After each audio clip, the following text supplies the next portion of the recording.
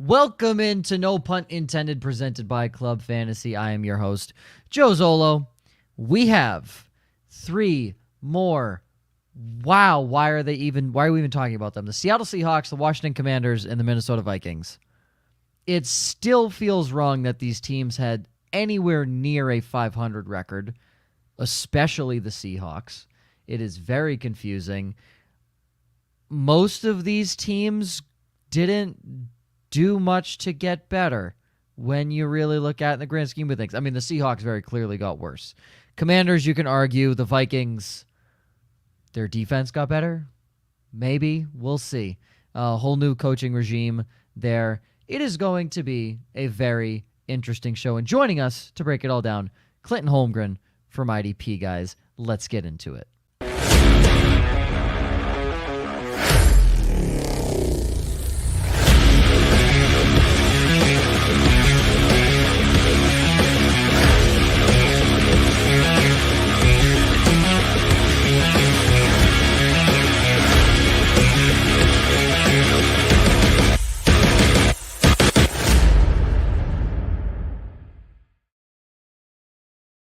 Welcome into No Punt Intended, presented by Club Fantasy. I am your host, Joe Zolo. Joining me, as always, top left, Josh Hudson. Bottom right, Ryan Weiss. How are we, guys? We don't really have much to talk about here because it's June, so... Yeah, June and ADPs are out of whack. But you know what? We're still doing shows, so we always have something to talk about. Hey, any fun things happened over the past week? Anybody? I'm on vacation next week, so I'm just counting down the minutes at this point. So. Nice. Larks went 500 in their homestand against the Lacrosse Loggers. So all right. 500 at home, but 2-0 on theme nights. So I think that's our key. That's what it is. 2-0 on theme nights. Joining us. I'm getting ready to start casting for a web series in 2 weeks, so I'm excited about that. So, yes. So if you want to get your acting career off the ground, just DM at the One Hudsonian, and he will cast you in his musical play. I have no idea what it is. It's not a musical. It's a musical play. It's what it is now. I don't care what it was before. It's a musical play. Hamilton Part 2. Hamilton Part 2, featuring the real Hamilton, like Ryan Weiss. The resurrection. Yeah, the resurrection. Joining us for, I believe, the first time on No Pun Intended, yes. Yes, Mr. Clinton Holmgren from IDP Guys. How are you, my friend? Doing good. Weather brightened up here today in Minnesota. Pretty crummy most of the day, but we're doing good now. Wow. I'm glad you're 5.5 hours east of me and have better weather than 55-mile-an-hour winds that are currently ravaging the Great Plains. So I legitimately got home, thought we were about to have a tornado because it was constant whistling wind outside. Very sketchy. No tornado, don't worry. Yeah. That will not interrupt the show. Knock on wood. Will not interrupt the show. I just hope Maggie's okay. She's not even home. She's at the gym. I'm not worried about you then. Yeah, she's she's chilling, she's working out. I don't need to work out. I run 10 miles a day at my job. So that's right. Yep, it's a good life. All right. We're going to break down from I was going to say worst to best, but I mean, is there really a best in this conversation? Minnesota. Because I say there's very clearly a best in this conversation. Yeah, I mean, this literally is tiered out worst to best, in all honesty. The Seahawks may be fighting for the number 1 pick in the draft. Yeah. Look, hey, I get it. 7-10 for the Commanders and the Seahawks, and 8-9 for the Vikings. Not a glowing endorsement for the Vikings right there. Not a glowing endorsement, and we'll get to them last. Sorry, Clinton, I'm sure you're okay. a Vikings fan. Save the best for last. It's all right. Oh, well, yeah. Again, by default, that's like being the tallest midget. It's not an accomplishment. You're just the tallest of the smallest. So, let's start with the Seahawks. That's a Joe Pepe tweet. Yeah. Tallest of the smallest. Joe Pepe. Quote. Okay. Seattle Seahawks. For some reason, the same head coach. For another weird reason, the same offensive coordinator. Because why change anything, right? If it's broke, why would you try and fix it, right? Why would you do that? Why would you do that, Seattle? So, with the most fantasy upside and the biggest trap, Josh and Ryan both agree, Penny and Metcalf, respectively. Clinton, I'll start with you. There's one player on the team that you have to leave your draft with, and now I don't know if you really have to leave the draft with this guy, or you just kind of had to say the human being that is currently going to suit up for the Seahawks this season. Yeah. But do you firmly believe that you should not leave your draft without Noah Fant? Yeah, I like him this year. right. I mean, I guess, like you said, the question is kind of, I mean, who in Seattle do you really want right now? I mean, you got a stud. You have DK, but he's going to go too high for taking any Seattle player right now. The way I look at it is Fant's going to go later for tight ends probably now. And then, they need a safety valve. The quarterbacks need somebody to throw the ball to, and who knows if they'll have time to throw the ball down the field, or a quarterback that can get the ball down the field to the wide receivers. I think Fant's going to get a lot of targets this year there. And I'm a late tight end person when I draft. That's kind of how I look at it. So that I'm going to take Fant if I can later. Hopefully he slips down there a little further than most people, want him to. Because, he was getting drafted pretty high the last couple of years because everybody was big, high on his upside or whatever. And I think now is actually the time that you're going to get the most from him. Yeah. You a Cole Kmet guy? I do like Cole Kmet. Yeah. Oh, Oh, that was a fun show. We're gonna have to boot you off the show now. All right. That lasted all of about 6.5 minutes. But I Bye-bye. can't stand the Bears, so I won't usually don't draft a whole lot of them unless it's Well, they have actually roughly the same ADP. So if Fant and Kmet are staring you in the face, are you taking Fant?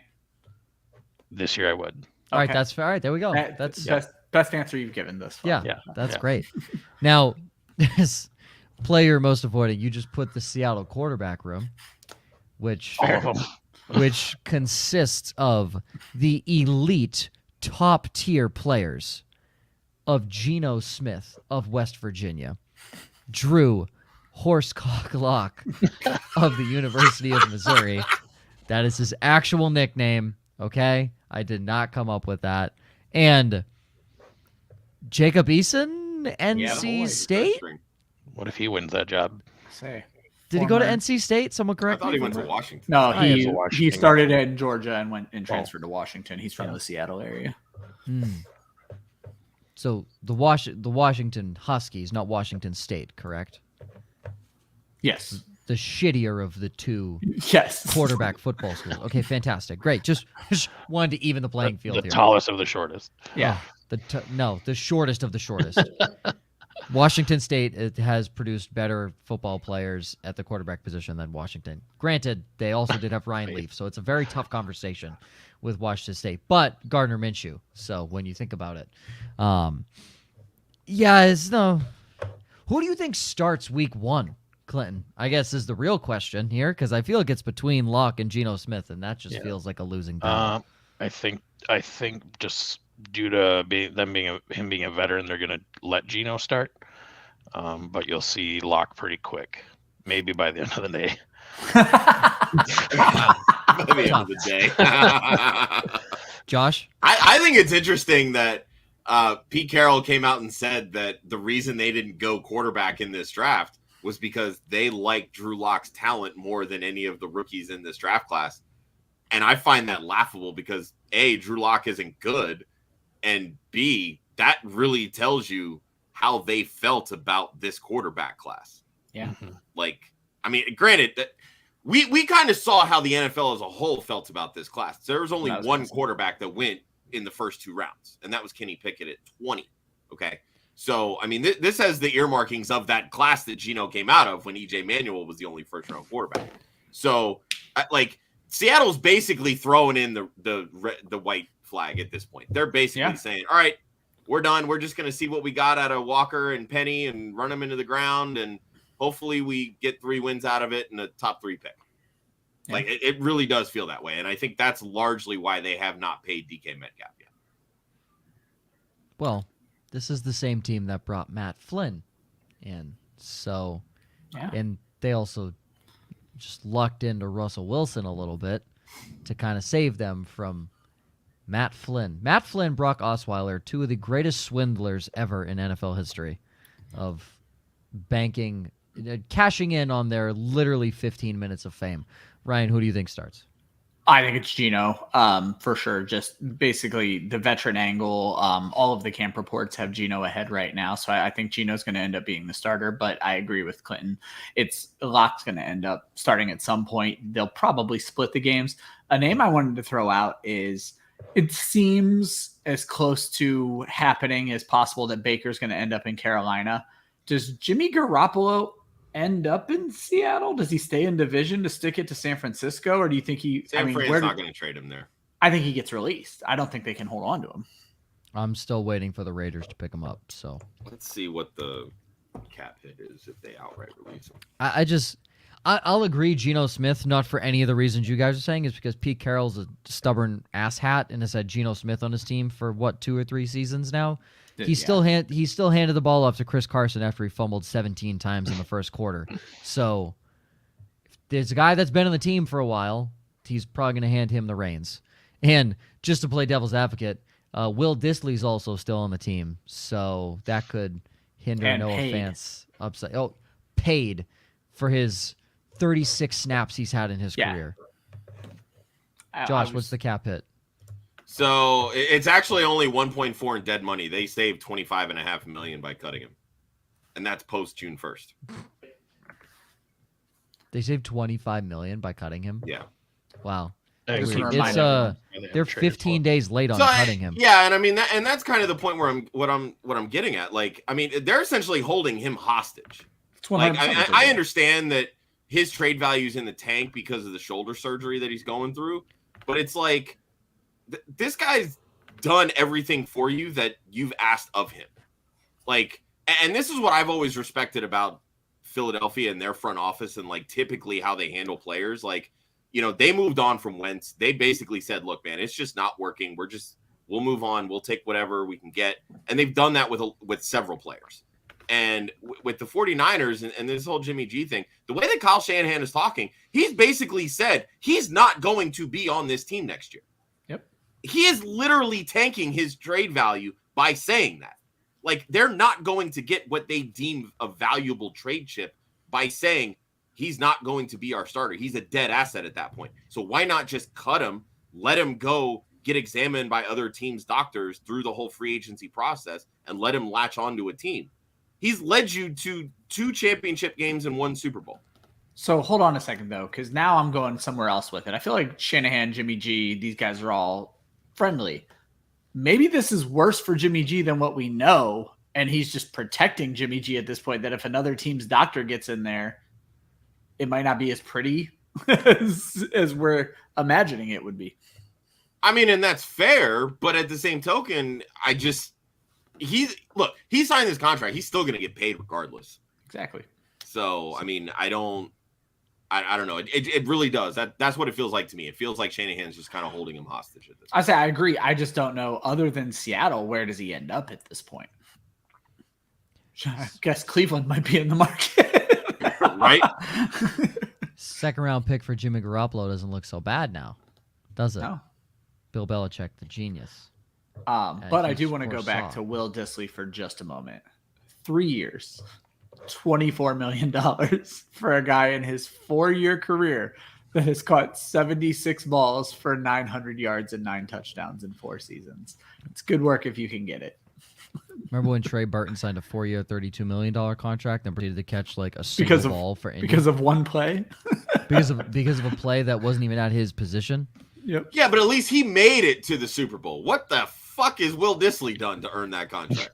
Will Dissly I mean, let's be real here. Do you think Will he does other Dissly- stuff, like does he sweep up the floor in the locker room and shuts off the lights before I mean, he that's leaves? an expensive price tag for a janitor at that point. Let's Yeah. be real. Guys, He has some dirt on a coach or something.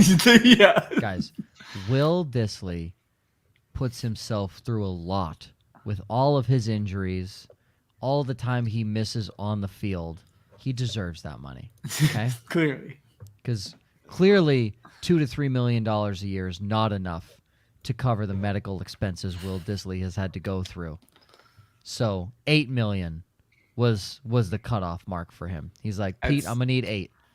When I saw it, I was shocked, and it happened, I think, a couple months. It was before they traded for Fant. I would say before Fant. So I was a little shocked to see Fant included in the trade. Like, yes, we just paid Will Dissly all this money, but you better send us Noah Fant for this Pro And Bowl Noah Fant's a quarterback. free agent next year. Yeah.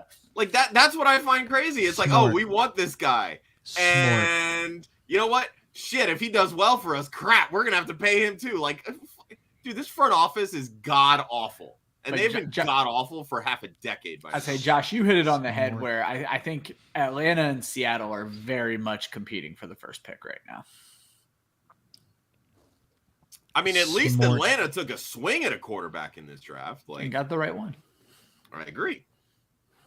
This is the same front office that took LJ Collier in the first round, who is currently listed on the depth chart behind Shelby Harris, who I am fairly positive is 57 years old.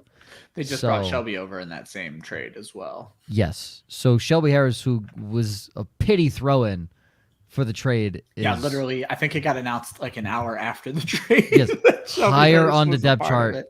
than first-round pick LJ Collier, who I am fairly positive went to TCU. Yes, shout out to Collier TCU, did, yeah. the college that produced Jalen Reagor and Andy Well, Dalton. I know Clinton's got some And defensive LaDainian players. Tomlinson, all right? Yeah. Well, I say yes. Clinton has some defense for us for Minnesota, and since we're already talking defense, Jordan Brooks for IDP is going to be so fucking good. Way to So good. bury the lead here. That was my guy. That Yeah. was, do the show sheet earlier so I know. My bad. it's in the show sheet. I said earlier. I did it earlier. I did it When did 30 you do minutes it? ago. And that's not earlier.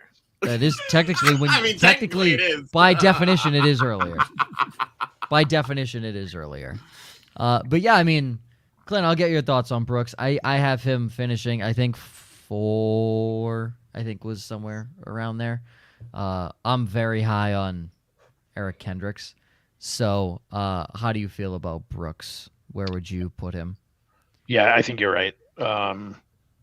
He's going to have a great year, as long as he stays on the field, but he's going to get that opportunity to shine, and, he's going to finish up there, top 5, top 6 linebackers, I think. Yep. I think easily. And my sleeper, and I'm just going to, this is me playing the Pete Carroll mind game that I think Pete Carroll likes to play with people. So, here's the Pete Carroll mind game. D. Eskridge. DK Metcalf is traded. Okay. DK Metcalf is traded halfway through the season. Not even. Tyler Lockett's still there. I think he's probably a Seahawk for life. I think they want to keep him a Seahawk for life if I had to take a guess. Freddie Swain, just didn't feel comfortable putting him there because he was a 6th-round pick. D. Eskridge was a 2nd-round pick last year. There's my Pete Carroll mind game. DK Metcalf traded. D. Eskridge then slides to the outside opposite Tyler Lockett. I don't know if that happens, but that's my Pete Carroll mind game for you. Don't draft D. Eskridge. Please. God, do not draft D. Eskridge. Don't draft Freddie Swain. Don't draft any Seattle receiver because they don't have anybody especially throwing ADP to them. right now. Like, this Yeah, I is say ridiculous. ADP is a mess with Seattle right now. The only thing that's interesting about Seattle at ADP are the running backs, Penny and Walker, because they're going very close to one another. And it's a team that wants to run the ball. I think they ran the fewest plays in the NFL last year because of how much they ran the ball. They ran the 2nd fewest pass plays in the NFL last year. So this is a team that wants to run the football. And I don't think they were not good last year, and that didn't change their philosophy. They're going to be worse this year with far worse quarterback play. So I think we're going to see a big opportunity where he's just, like you said earlier, going to run these guys into the ground.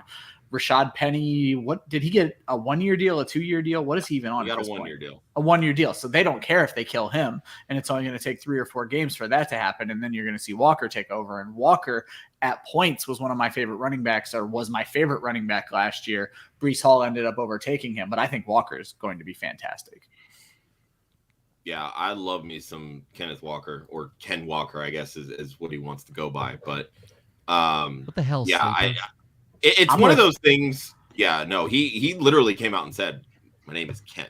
Like, call me Ken." No, it's Kenneth. Yeah, that's why everything was changed. Dude, I like it better as Kenneth Walker, truthfully. But, I'm sorry. it is what it is. Now you're starting running back Ken Walker. I'm Sounds with like a him. fucking attorney. Like Yeah, Kenneth baseball sounds player. way better. Guys in Seattle named Ken never did well in sports. I'm with it. Oh. Yeah, I hope he wears 24. To me, the big question is going to be how many games does Rashad Penny play? But even then, I really would not be surprised if we see a Denver-like 50-50 split between Penny and Walker. I mean, it's taken 4 years. We know that Penny isn't the model of consistent health.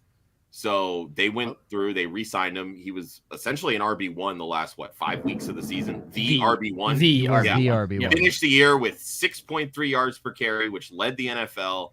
Like, dude he also had, can play football. He also had 35 touches in those games. Well, I was going to say, and let's just keep piling on that. Of those 35 touches, I think only 6 were receptions. Yeah, they did not throw him the ball during that role. period of time. So. Yeah. So, and that's where Walker can return some value because he has that ability as a pass catcher. And I feel like they would be more willing to use him in that role versus Penny, because there was times when they had 40 plus targets a year going to Chris Carson. So Josh, what you're saying is Kenneth Walker is the next LaDainian Tomlinson is what I got from that because his receiving. Look, upside, I'm not right? saying he's the next LaDainian Tomlinson. I mean, that's what I heard when you said receiving upside. I was like, if that's his ceiling, sign me the Tomlinson. fuck up. Yeah. I heard receiving upside. I was like 28 total touchdowns in his third year. Yes, we know that's his player comp on Player Profiler. We get it. I agree with that split. I think you're going to see that a 50-50 with those two guys. Yeah. So to give the official, Penny in his last four of his last 5 games, he had no less than 135 rushing yards. Yeah, he had that one, and one of the games in there was awful. So he was the RB1 with a flat out awful game in that run. Yeah, 11 carries for 39 yards against the Rams. Yeah. Everything else was. And let's not forget, Seattle actually drafted an offensive lineman in the first round. Yeah. They haven't done that in forever. That's what I'm saying. So, maybe Charles Cross is the answer that can actually help this offensive line. I mean, it's one piece out of 5, but still. Their entire offensive line, I don't think any of them were drafted in the top 2 rounds. Outside of Cross. Pretty on par for Seattle. They don't give a fuck. Yep. It's okay. They have Will Dissly, though. That's right. Will Dissly. He's going to play tackle. Convert him to right tackle. Okay. Now, for the Washington Commanders. Yeah, boy. Imagine having 2.5 years to choose your team name. Imagine not looking at social media at all and saying, you know what? Commanders. That's what we're doing. That's what we're going with. Based on current Senate hearings, I think they had other things to worry about. Facts. You could have shit out a better name than the Commanders. I am fine with it. Fine with it. Fine, right? You're fine. Well, I don't need to be in love with a football team name, though I would have been very happy with Red Tails. But it is what it is. Let's move on. Washington Red Tails. God. Okay, the football team. Players with the most upside. It's just so much. It's not even close. It's so much better. The football team. Josh, you have Jahan Dotson as the most upside. Ryan, you got Gibson. You both have McLaurin as the trap. Obviously, his quarterback situation got better, but it's still not good, and his ADP's high. We said this last year. And his contract is an issue. Yes. That's the only new thing this year is his contract's the issue. But the exact same thing we said last year. ADP's high, quarterback situation sucks. There you go. Clinton, one player you don't want to leave your draft without is Gibson, and Ryan has him as the upside. I'll let you talk, Clinton. You like Gibson a lot this year after I would say, less than stellar season last year? I don't know if I'd say that. He had over 1,000 yards, 42 catches. RB10. Almost 10. Yeah, top 10 in every category. It just felt ugly. Yeah, but it's Washington. That's why. Yeah. It just looked at, but if like weeks, like it was like 12 through 15 or something like that, he was almost getting 5-6 targets a game, 7 catches in a few games. I think they were without the little guy, the running back. Yeah. And he's back. And then they drafted Brian Robinson Jr. But Antonio Gibson's one of my favorite players. I think when the coaches say that they're going to use him less, it's all a smokescreen. I think, in fact, they're going to use him more. I think the offense needs to go through him, and I think with Carson Wentz, they'll probably figure that out pretty quick. Dotson's a great play, a great pick there too. He's gonna stretch the field for them. McLaurin, I wouldn't be surprised if he was a trade candidate at some point to go to a team, if Dotson comes and shows up. But Tony Gibson's a guy I always try to draft. He's one of my favorite players, and I think you're going to see a huge year from him if he's healthy. And what I like about him is you're basically getting him at a perceived floor for me right now. Last I checked, he's up now. He's going at RB17. At one point, he was going RB20. This guy was the RB10 last year. And if I'm misquoting here, because Clinton, you mentioned they said they're going to use him less. When I went and read the quote, it said his usage will vary. And I don't take that as less necessarily. His usage varied last year. We had games with 8 carries and games with 29 carries. I think any work he loses in the running game, he's going to make up for by getting added in the passing game. There's issues in the wide receiver room. McKissick is another year older, and I understand McKissick has been just this thorn in the side of Antonio Gibson's fantasy value for years at this point. But we saw a tremendous dip in McKissick's passing game unit usage from 2020 to 2021. Now, McKissick was still at 5 targets per game in 2021. So he's no slouch. And I'm going to be honest, if he's at 5 targets a game again in 2022, it's a problem for Antonio Gibson. I just don't think he's going to be. I got to say, the biggest thing. Go ahead, Clinton. Oh, sorry. It is the most frustrating thing when they get to the goal line and they give McKissick the ball at the goal line. And you're like, why? Yeah, that's just. I think he came back in the last week of the year in the fantasy championships or the week before and had like 2 goal line touchdowns over Gibson or something like that. And it was just super frustrating. It reminds me of watching Indianapolis. If you watch Indianapolis for an extended period of time, they don't use their running backs in a strategic matter. They use them, they just cycle. So Taylor will be in for 2 drives, and then Hines comes in. It doesn't matter field position, down and distance, any of that. It's Hines's backfield for the next 3 to 5 plays. And just like you brought up, in the goal line, I don't want to see Nyheim Hines in the backfield. I want fucking Jonathan Taylor back there. Best running back in football, probably. Yeah. So and I think what a lot of people like to forget when it comes to Antonio Gibson, he was a wide receiver in college.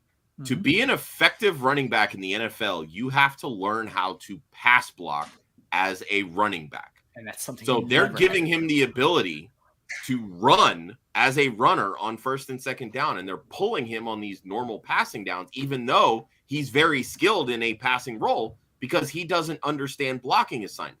We talk about this all of the time, and this is one of those fundamental aspects that gets lost on fantasy managers and even fantasy analysts. Like, if you cannot do the simple fundamental things of football, your production will not be there because you will not be on the field for those downs. It really is that simple. We've seen his numbers increase in the receiving game the last couple of years. That's what you want to see. Exactly. Now, if it flatlines this year or decreases, therein lies the issue because he's not understanding that aspect of the game. But if they continue to go up, that's the good thing. That means he's going to be that workhorse that they thought they were drafting when they compared him to Christian McCaffrey. Shout out to Clinton on this. I'm sure you noticed it already, Clinton, but I just went and looked. Red zone touchdowns for Washington last year. 5 touchdowns scored by J.D. McKissick, Jarrett Patterson, and Jonathan Williams. I don't know how many of those were in the time when Antonio Gibson missed. He didn't miss a lot, but he did miss some time with injury. Only 1 game. But anyway, 5 touchdowns that did not go to McKissick into Gibson. Even if they just correct that, I don't care about usage. Just score the touchdown. Yeah, because he had double-digit touchdowns his rookie year. Right. Yep. And then it's like, where the hell did all those go his sophomore year? I mean, And he did have double digits last year if you're doing receiving and rushing. Here's why it's ugly. He had 2 games over 100 yards. One of them was not fantasy relevant. It was week 18. So not fantasy relevant. He had 7 touchdowns on the ground. 4 of them came in 2 games. It was just ugly. Like, that is an ugly season. Yeah, completely inconsistent. Very ugly. Like, again, those weeks where, I mean, he had 13 carries for 69 yards, 5 yards a carry, but 2 catches, 4 yards. That does nothing for you in fantasy football. But then he'll have another week where he has 20 carries for 60 yards and 3 yards per attempt, but he found the end zone twice. Yeah.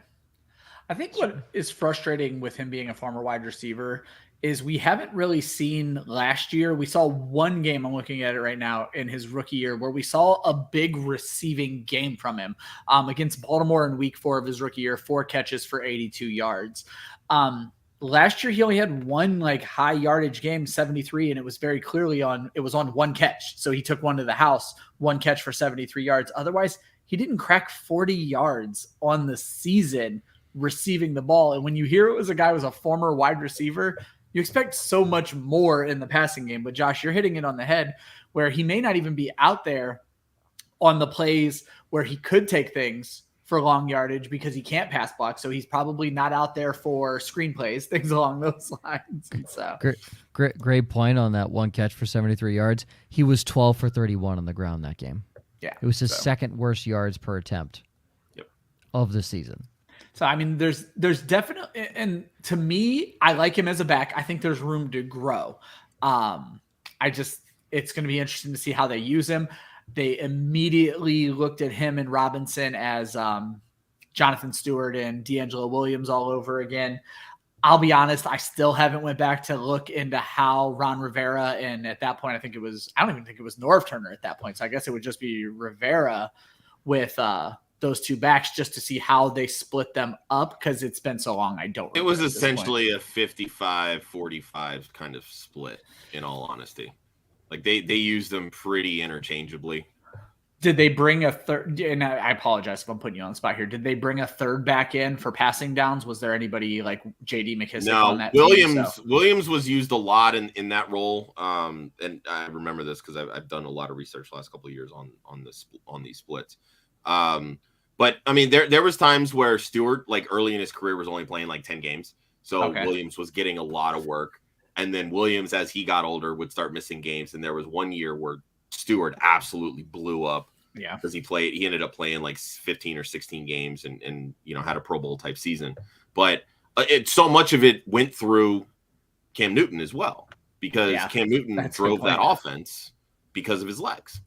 So, and Wentz can move, but they're not going to use Wentz the same way that they use Cam Newton.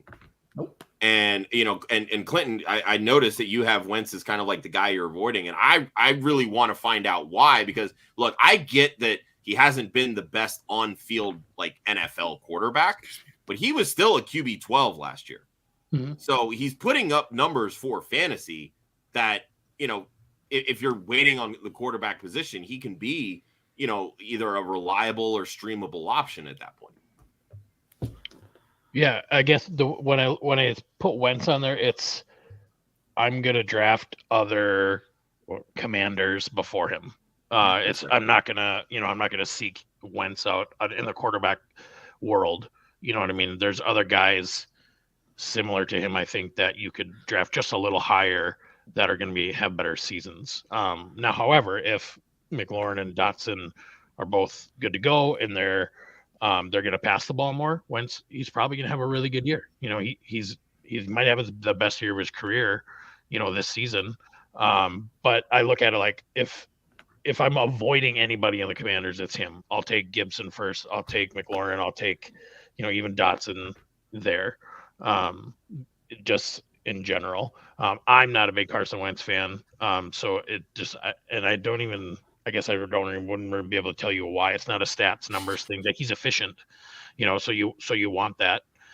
Plus they're getting their tight ends back. and they should be good to go there. So they should have weapons for him. This could be the most weapons he's They just had. don't have an offensive line in front of him. That's the problem. Right, and that's a big deal. That guy, if he gets hit hard, who knows? He can't run. I mean, he's not that mobile anymore.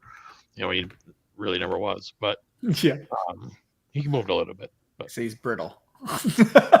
Yes. Right.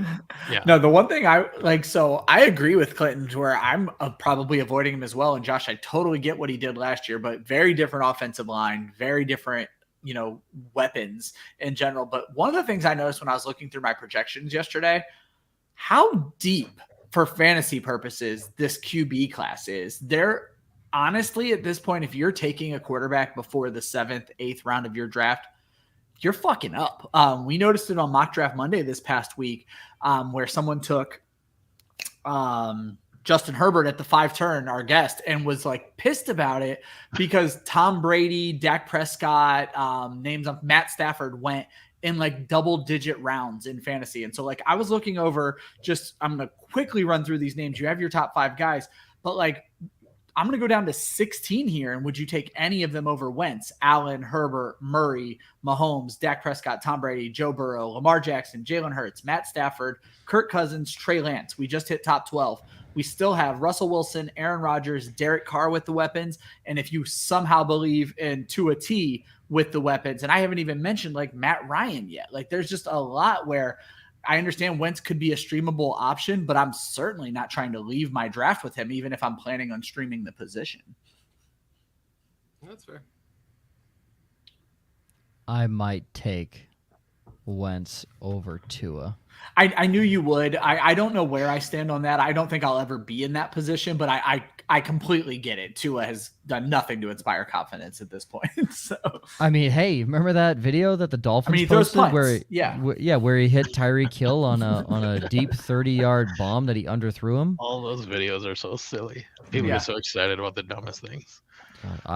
But hey, I've heard from reliable sources that Tua is more accurate than Patrick Mahomes. Super reliable. Yeah. Yeah.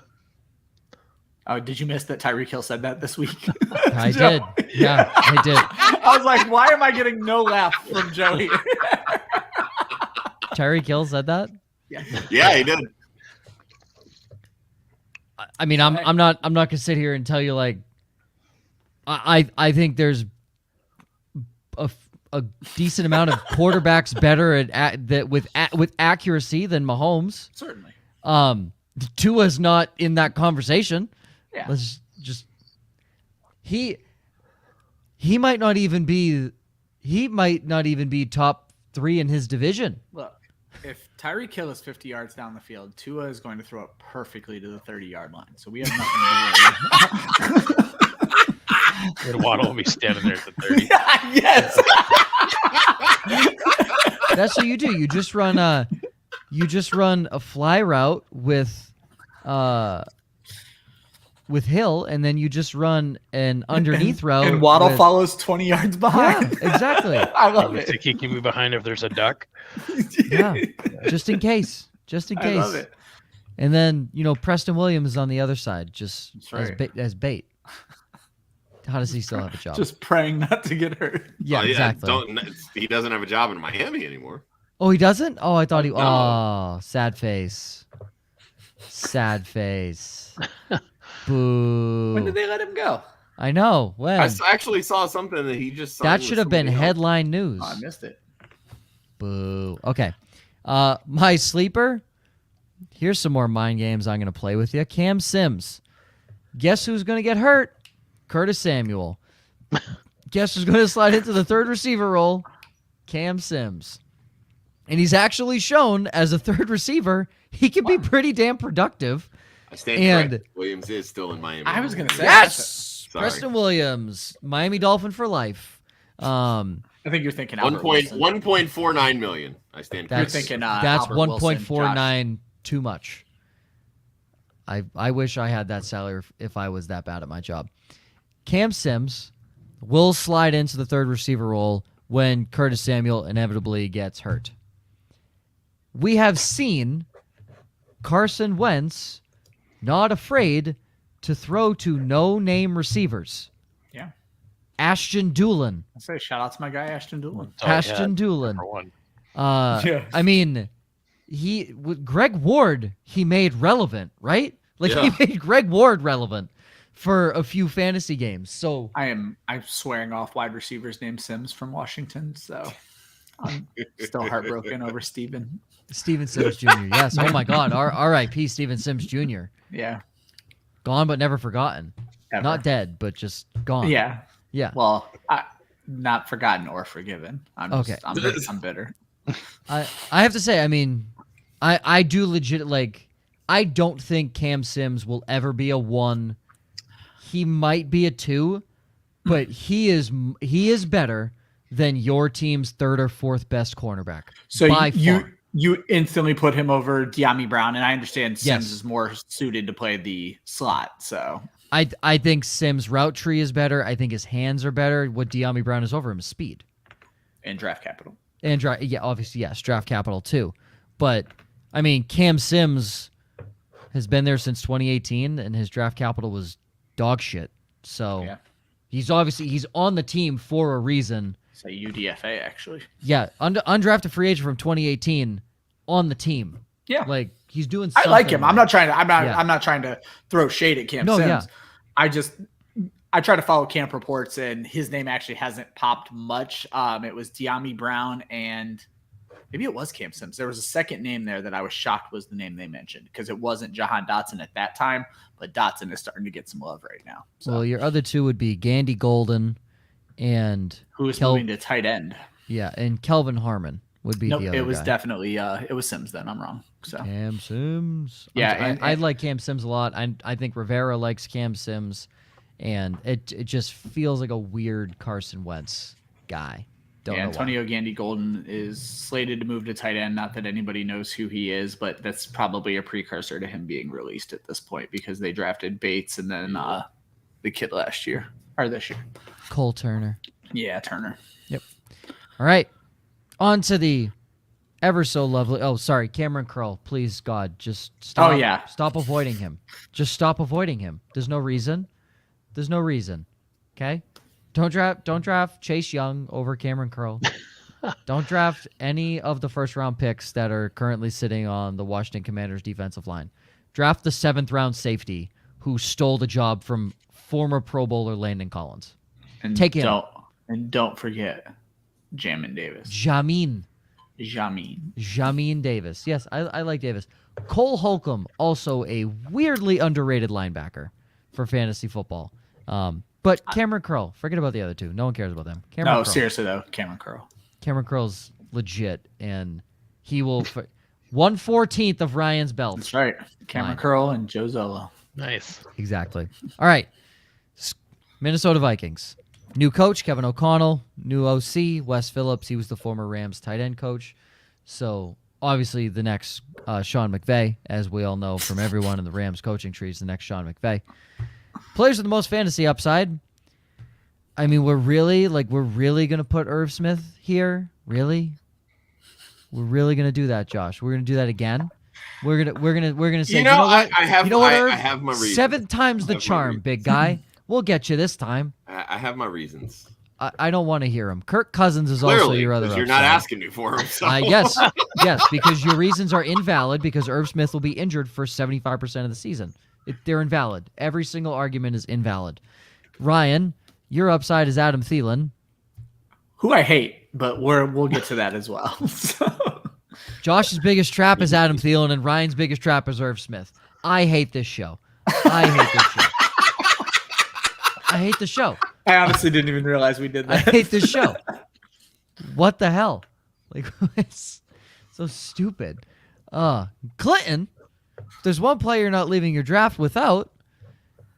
It's obviously Justin Jefferson, but when it's not Justin Jefferson, it's Kirk Cousins? It's Kirk Cousins. Yeah. Okay. I don't, just like tight ends, I don't take my quarterbacks early. So I'm going to wait as long as I can. And Cousins is the guy that sits down there, 10, 11, 12, between 10 and 15, depending who you're drafting with and that quarterback. But he can put up top 7 numbers. Like, I mean, he's not going to run anywhere. But especially this year, I think you're going to see a lot more passing from the Vikings, which includes Dalvin Cook, in my opinion, this season with O'Connell. You have another year. KJ Osborne's gotten used to a system for a year, or being on the NFL for a year. You have Thielen and Jefferson, and now you have Irv Smith back. And I actually think Irv's going to stay healthy this year, and he's a wide receiver at the tight end position, is what he is. I think he's going to have a really big year. So I agree with your assessment there, Josh. With Irv Smith, I have no problem with that. Everybody loves him here, so we're just waiting for him to bust out. But Kirk Cousins is a guy I'll always take in. I wouldn't call myself a Kirk Cousins defender, but in fantasy, I'll take him all the time. He's going to throw 30 to 40 touchdowns. He's going to get the yards. He'll be fine. Doesn't throw a lot of picks. I mean, he has it. Last year had a really good year. Yeah. You want a piece of Justin Jefferson is what it really comes down to. Yeah, that's the obvious. Kirk Cousins is he's the best player. And Kirk Cousins is your cheapest entry point to Justin Jefferson, plain and simple. You can take J. Jeff with the 4th pick of your draft, or you're not getting him, or you can take Kirk Cousins in the 12th round of your draft. So Albert Wilson's a Viking? Yeah. Yep. I was going to say that's where, when Josh was thinking Williams, it was Wilson. Ah. I don't think I even knew that. Albert Wilson. I did not. Jalen Naylor also. It's a sneaky pick. I was going to put him in there with Chandler, but I left Chandler in the rookie spot. Okay. But yeah, that's a good pick. I'm gonna do the asshole thing that I always do. So the new offensive coordinator for the Rams, for the Vikings, is the former Rams tight end coach. You know what's interesting, and I know Josh is laughing, because they brought a former Ram tight end who played with the team last year into the system. Johnny Munt. Yeah, Munt's a blocking tight end. So. Who we saw fill in the Tyler Higbee role when he was injured and played it pretty well. Did he? Yes. Yeah, I don't think Munt's had more than like 13 targets in any season he's played. He had like one big game. Johnny Munt's a blocking tight end. I know Johnny Munt's a blocking tight end. He filled in for Higbee when Higbee was injured and caught a touchdown, had 4 catches for 30-something yards and a touchdown. He was a tight end 1 that week. Okay, so... Well, he scored a touchdown. Of course he was a tight end 1. I was just going to say. That's more touchdowns than Cole Kmet. Yes, it finally happened. Like, what do you want, dude? What do you want? Like... They had to have somebody. Wait a second. Conklin went somewhere, so they had to have... Is this a playoff game? Was this the No, playoff? That was in season. I'm fairly positive this was in season. 0 receiving touchdowns in his career. He has 3. 13 targets. No, he has 3. Literally has 3 receiving touchdowns. Not according to fantasy data. Okay, well, fantasy data is incorrect. There is one game in 2020. He had 4 catches for 53 yards and a touchdown. Ironically, look, preseason. Ready? Not preseason. That was actual season. Listen, if you started him in week 4, you scored more points with him in your lineup than Cole Kmet. Joe, even Pro Football Reference has him at 0. The man has no touchdowns. What are you talking about? Yeah. He's never had more than 7 targets in a season. First downs. I was looking at first downs. Close enough. First downs. It says 1D and TD and 1D are right next to each other. It is very confusing. This dude is trash. What are we talking about? I mean, hold on. Can we petition to not have TD and 1D right next to each other in the stat column? That's really confusing. That's very confusing. Okay, regardless, same amount of touchdowns as Cole Kmet, who people have in their fucking top 12 this year. Well, that's great, and I'll give that. I was going to say, I think their lack of urgency around tight end with Johnny Munt and Ben Ellefson speaks to they believe Irv Smith is the answer and is going to be ready for the season, because they made. I mean, they went out last year with the Rams did. I mean, Tyler Higbee had, I believe, 80+ targets last year, correct? Mm-hmm. He was the 3rd most popular target on the team after Woods went down. And that's on a team. I was going to say, but that's on a team where they barely needed him. On this correct, team, he's arguably the wide receiver. And that's kind of what I'm saying. Like, this is a team that will use him. Like, and this was kind of my whole process, because like I'm going back through and I'm looking at like all of Kevin O'Connell's stops, with Washington the last 2 years, obviously with McVay and in LA with the Rams. And the Rams have been very hit or miss with tight end. Like sometimes they target them. The most targets they'll have is like 60 for the tight end 1, right? Yeah. Last year Higbee goes for 80+. What makes Higbee valuable in fantasy is that he does find the end zone, right? So he ends up in that top, 15, top 12 range. And he's not the most consistent, but, outside of the top 4, none of the tight ends are. So, and that's kind of where I'm at with Irv Smith. Like if they use him in this type of role, because right now there's not a definitive wide receiver 2. Adam Thielen is going to be 32. This is when wide receivers start to hit that cliff. Yeah. Missed time last year with an injury. We know that Kirk Cousins likes him in the end zone, so I still think Thielen will have some value from a touchdown perspective, but I only have him at 69 targets. And I have KJ Osborne with about 90. So I think, it's literally why I did it. But Osborne kind of playing that Van Jefferson role, and then, Irv Smith kind of coming up. Like, look, if he's healthy, he's going to be the guy at tight end that is going to see some looks, and he's going to play the middle of the field there. And this is a team now that they're going to start spreading it out. They're going to play more three wide receiver sets. I put this tweet out yesterday on Tuesday. Why are we not thinking that they may play Justin Jefferson more out of the slot the same way that the Rams used Cooper Kupp out of the slot? He had over 110 targets from the slot. Cooper Kupp did. He landed with 194. I'm not saying that Jefferson's going to get that high, although he could very well get that high. But this is a guy that dominated out of the slot with LSU. Yep.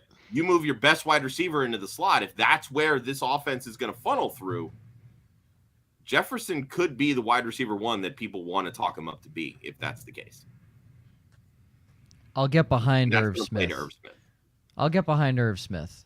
Mostly because if you multiplied Cole Kmet's touchdowns by 1 million, he still had the same amount of touchdowns as Irv Smith did, and Irv Smith didn't even play a snap in 2021. When you think about it, Irv Smith had 93 less targets and all like a 600 snap count difference, and still had the same amount of touchdowns as Cole Kmet. So I can get behind it. Yeah, and I mean, you look at the ADP with tight ends right now. Yep.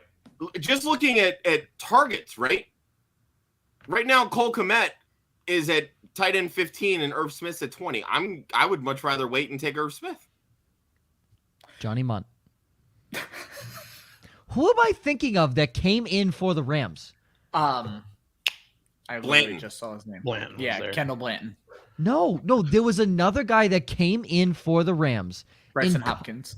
No, it was not him.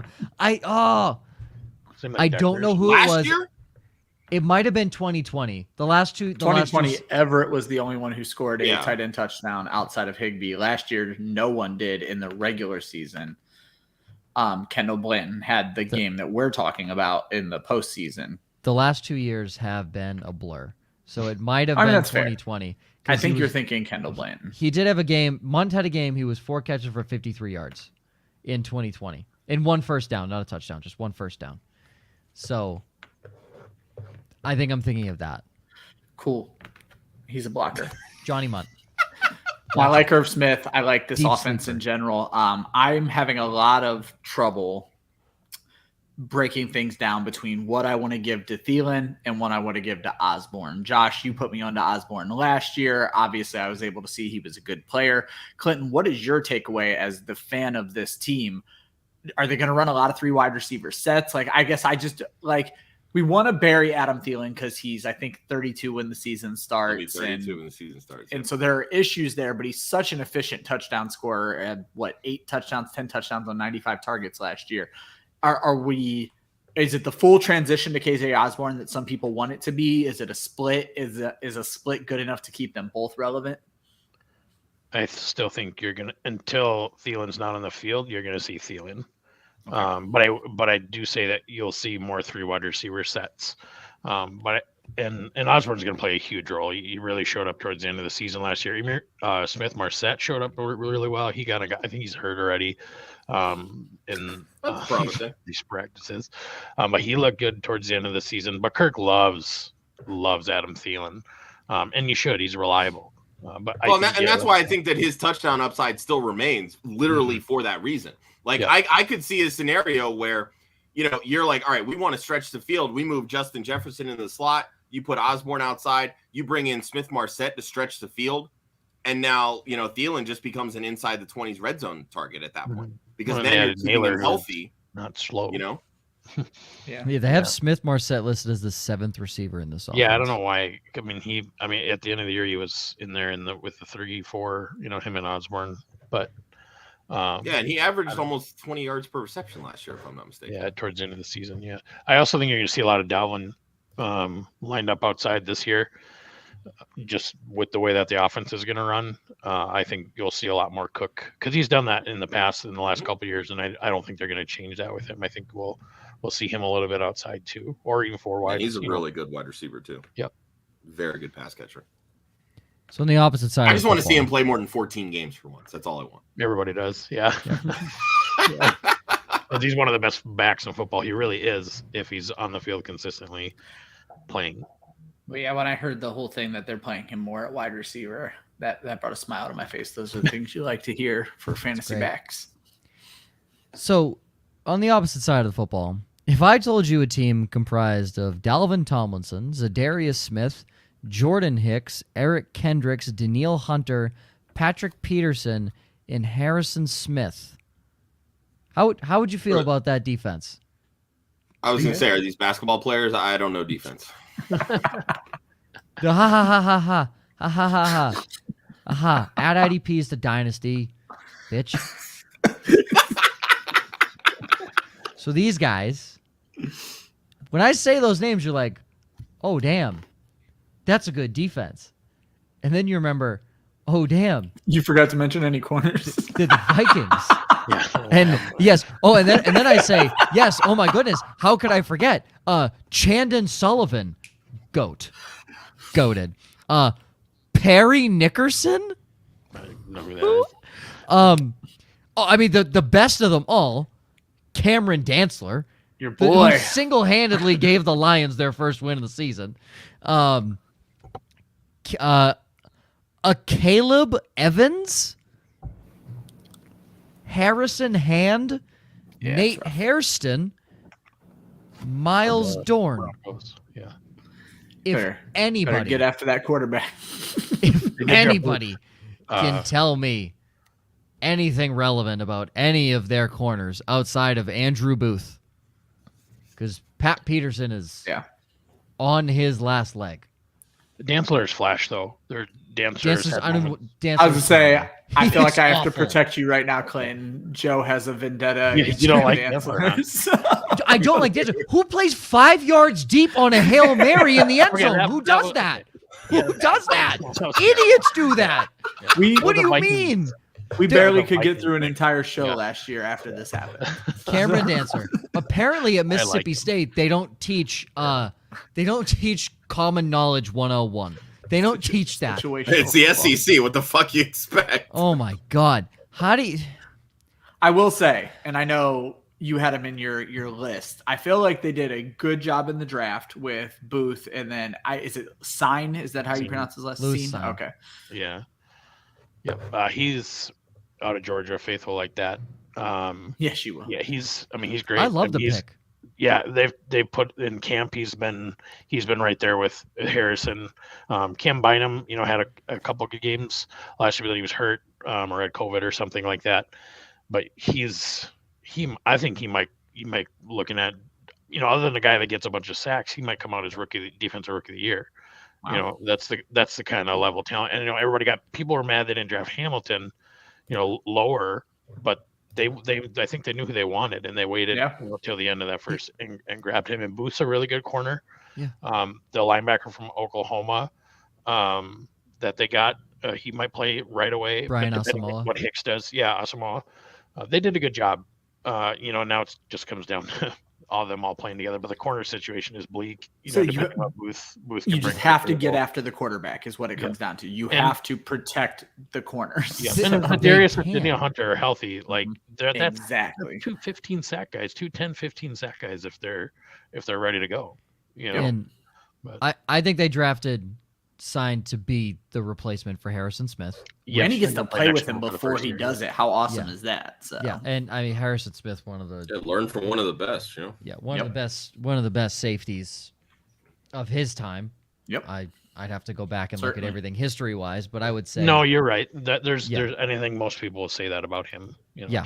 in the last 10, 15 years. 100%. But yeah, I mean, Danielle Hunter, if he plays a full 17 games, I would put him at 18 sacks. Absolutely. I had him as comeback player of the year if he was healthy last year, because I was like, he can easily break Strahan's sack record with an extra game. He just, again, got hurt. Zadarius Smith has been, I believe, pretty healthy during his time in Green Bay, and obviously was a menace opposite Preston Smith. So, and Danielle Hunter is worlds better than Preston Smith. And then you add in the addition of Jordan Hicks and Eric Kendricks. I don't know the defensive philosophy now that Zimmer is gone, but if you're telling me on any given play you can send Eric Kendricks, Danielle Hunter, and Zadarius Smith at the quarterback with Dalvin Tomlinson plugging the middle, it sounds a little scary to me. Again, the issue is if they don't get to the quarterback within 2.5 to 3 seconds, somebody's already opened 50 yards downfield. So that's the issue. Yeah. So, because, I mean, again, you're putting a whim and a prayer out that Andrew Booth is going to be a good corner. Chandon Sullivan is not. Patrick Peterson will probably have his 3 to 4 really good games, but outside of that, he's been suspect. Even his last year in Arizona, he was suspect. You just Dantzler, Chris Boyd, a Caleb Evans, Perry Nickerson, like absolute nobodies. Absolute nobodies. And Harrison Smith cannot play man-to-man coverage anymore. I don't know what Lewis Sines' man-to-man coverage skills are like, but from what I see him and hear, he feels more like a boomstick and more of the roaming kind of safety. So I don't see him as a cover guy. You're lucky that Eric Kendricks and Jordan Hicks are actually movable and can probably cover the tight end. Like, that's what you're lucky with. Again, they don't really need to worry about the tight end in this division because Cole Kmet. So, but I do have to say, outside of their defensive ends, Harrison Phillips, Azezi Otomawi, what is with these weird-ass fucking names coming out of the draft? Yeah. Boye Mafe, Afedi Adobo, the guy that went to the Ravens. I can't think of his name. Tyroin Shrinka, or whatever the hell his name was. Aziz I think we're starting Ojulari. to get more African American players Africans, that are yeah, literally from Africa. Yeah. Yeah. It's just, I mean, they're breeding some athletes over there, and it's nice that they're actually getting an opportunity to play sports. Yeah. It's just weird because it's to just you weird. as a white American. Say, Yeah. No. You didn't let me finish. You didn't let me finish. Problematic segment. Show history. You didn't let me finish my sentence. It's weird that they're all defensive ends. Okay. All of them. Fair. And they're all like high draft picks. Like, all of them are defensive ends. Azezi Otomuyo, defensive end. Like, all of them are defensive I'm end actually pass surprised rushers. you were able to read that off so cleanly so quickly, because I certainly couldn't have done that. I mean, his name's pretty straightforward, I believe. Azezi Otomuyo. That one's pretty straightforward. Most other names are not. But it's just great. Like, you're right. The last 3 to 4 years has been a very big influx of African-born players. Just all of them are defensive ends, and it's just weird and confusing. 2 of them are Gophers, Mafe and the guy the Vikings drafted. They're both Minnesota Gophers too. Well, you're going to find interesting. It's the teams who are willing to go recruit out of the box. So, and you'll find multiple athletes. So. Well, the people that come from Africa don't know it's tough to live in Minnesota in the winter. So I don't know how people. Yeah, like whoa. They have to recruit halfway across the world to tell people, this is just like the desert. Come here. Yeah. This is the winter desert. Yeah, it's just the cold desert. It's very different. That's the show, folks. That's the show. My sleeper's KJ Osborne. Third guy. Again, if we think Thielen's going to be hurt, obviously Osborne slides in there. Yeah. Eric Kendricks is my linebacker 1, arguably defensive player 1 of fantasy football this year. My deep prediction for the Vikings is my bold prediction, I should say, is that Beckham signs when he's ready and healthy, and he joins the Vikings with that wide receiver core. You're not buying all the Rams recruitment going on right now? I think he ended up in Minnesota with Justin Jefferson. I find it interesting that the Rams, obviously there's, I don't want to say there are cap issues because the Rams don't have cap issues, but there's a lot of talk about like, we hope we can get Odell Beckham. And it's like, if you wanted him, you would have him already. Yep. So there might be something to what you're saying there. And their buddies are from LSU. You know, you kind of was alongside him when he was growing up. Yeah, I don't know why. That's one of my feelings is that Beckham ends up in Minnesota towards the end of the season. We'll remember you and get this clipped when it happens. LFG. All right. That's the show. That's everything, folks. Anything else to add? Not for me. Wow. There's a whole laundry list of stuff at the end of the show sheet to add. I can see that, and I'm excited to read all of it off. I can't tell you how excited I am. All right. Huge thank you to Clinton. Thanks for coming on, man. Hope you had some fun. Always. Appreciate you, Clinton. Got to talk good about the Vikes for a little bit, which I'm sure hasn't happened for you in a while. So no, it's been a minute. That's what I'm saying. Joe finds a way to shit on everybody. I fucking love it. Yeah. There's no optimism for Vikings fans anyway, so it doesn't really matter. I will say of all the guests we've had where Joe is shit on their team, Clinton is the most gracious about it. Yeah. He's like, yeah, it was nice. I also married into all Bears fans, and so tough. Talk about living. Be like me dating a Red Sox fan. Yeah, living the fake life. They think the one Super Bowl is the greatest thing that's ever happened in the world, but they bring it up. Devin Hester, only person to return the opening kickoff in Super Bowl history. That's right. And then they couldn't score. And then they lost. Right? So he scored more touchdowns in that game than Cole Kmet did last. Yeah, they needed Cole Kmet. I guarantee if you put Devin Hester back at punt return, he'd have more touchdowns. He'd have more touchdowns and less punt returns than Cole Kmet would in more targets. I'm telling you. All right. Now for the laundry list. Okay. A look inside is in full swing. If you like player spotlights, here you go. Travis Etienne. I'm gonna interrupt right now. Are we gonna let Clinton outro before? I didn't look at the show sheet yet. Is there a room, or are you just about to read this and then just kick my guy off the show? I was gonna kick everybody off the show. I don't want any of you here. No, okay. Of course we're gonna outro him. Ryan. Okay. Jeez. Well, you said you're getting to the laundry list. The laundry list usually precursors us leaving. Oh, God. And the dirtiest laundry. If you just let me do my job. I just don't trust you. That's rude. It is. That's so rude. You should. I had 1/14 of that belt behind your right shoulder there, sir. True. It's the part you can't see. It's just cut off. Yeah, exactly. It's the part that's just cut off. My apologies, Joe. I'm going to let you do your job. Thanks, man. Go look at every team preview not written by Ryan Weiss on our website. I only wrote one. Oh, great. Then read all of them because that's perfect.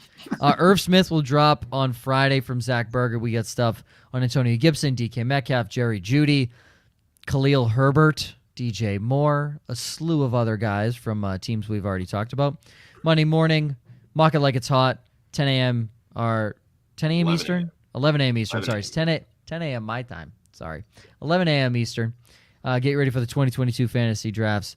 This past Monday, Iowa Michael from Destination Devi was on. They did tight end premium draft. Linda drafted Cole Kmet 101. I think I didn't. Actually, she didn't. She got sniped on Kmet, and I got a very unflattering text from her in regards to that. It was pretty funny, text. Not going to lie. Wow. Okay. No show this Monday, but plenty of previous shows to help you get prepared. Stay tuned for not one, but 2 episodes of Dunking on Joe, not me, the other Joe, smaller Joe Peepee. His next 2 debates is Curtis Samuel or rookie Jahan Dotson. I said it with a straight face. The wide receiver 2 in Washington. We're going to figure out who that is, Curtis Samuel or Jahan Dotson. Is Dalvin Cook elect to finish in the top 10 amongst running backs is also another question he has. Found somebody that thinks Dalvin Cook will finish outside the top 10. So wow. This will be a very interesting That'll be a fun debate. episode. Yes. Well, we have a lot of people thinking Cole Kmet finishes inside the top 300 of tight ends. So that's really interesting. One should be dropping on Thursday while the other is likely on Tuesday. Next 2 weeks, Joe's bailing on you guys. Sorry, work. And it's our 250th episode next week. Oh my goodness, how could I? How could I bail on you for the Minnesota Mud Puppies versus Bismarck Larks? Catch us on ESPN Plus.